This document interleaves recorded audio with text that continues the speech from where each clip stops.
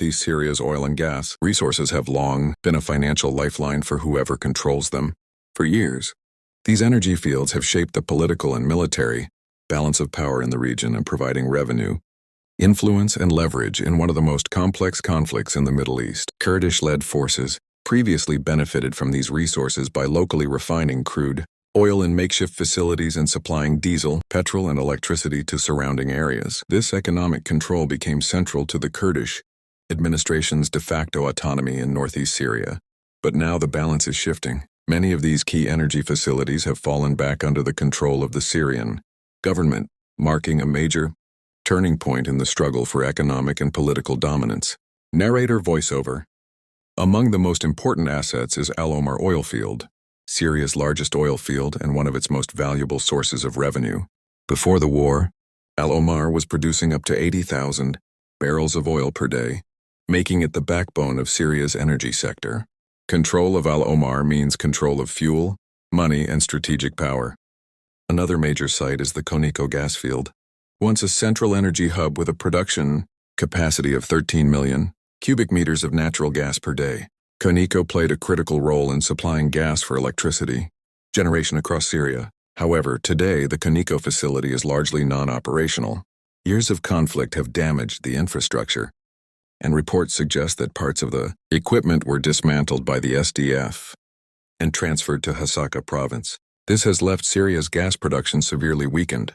Further north, the Relied and Al-Suwaida fields represent the historic core of Syria's oil and gas production. These fields are vital for powering electricity plants across the Jazeera region, an area heavily dependent on energy imports for basic. Meanwhile, the Al-Anak and Jafra fields supply the Euphrates River Valley, home to mostly Arab tribal communities. These tribes have often shown shifting transactional loyalties, sometimes aligning with Kurdish forces, and at other times supporting the Syrian government. Energy here is not just about fuel. It is about political allegiance and survival. Anchor Studio. But hydrocarbons are only part of the story. Water is just as critical. The Euphrates River is the main water artery of northeast Syria. It feeds agriculture, industry, and hydroelectric power stations across vast areas of the. At the heart of this system lies Lake Assad, which can store up to 14.1 billion cubic meters of water. It supplies drinking water, irrigation, and industrial needs to cities including Raqqa and Deir ez-Zor. The most significant piece of infrastructure on the river is the Tabqa Dam, also known as the Euphrates Dam. Before the war, Tabqa generated nearly 1/3 of Syria's total electricity supply.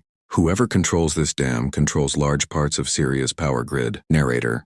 Now that the Syrian government has regained control over Tabqa, it has announced plans to redistribute electricity toward reconstruction zones and the capital, Damascus.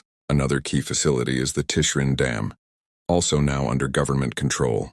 It plays a crucial role in providing electricity and irrigation for Aleppo province and surrounding areas. Together, these dams form the backbone of Syria's electricity and water system.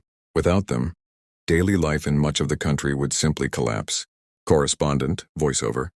As front lines across northeast Syria have collapsed, fighters told Frontline America that they expect even more strategic sites to fall under government control in the coming weeks.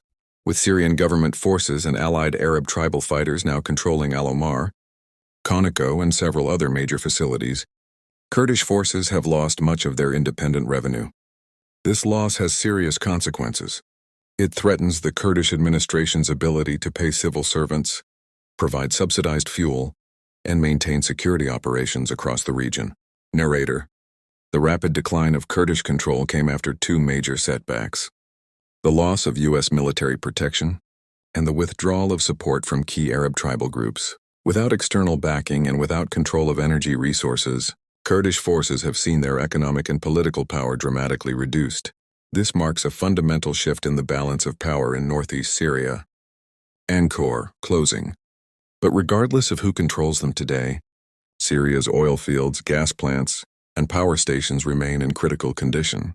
Experts estimate that billions of dollars in investment are needed to restore these facilities to full capacity, and unless long-term peace takes hold, that investment is unlikely to come. For now, Syria's energy wealth remains trapped between conflict and collapse, rich in resources, but poor in stability,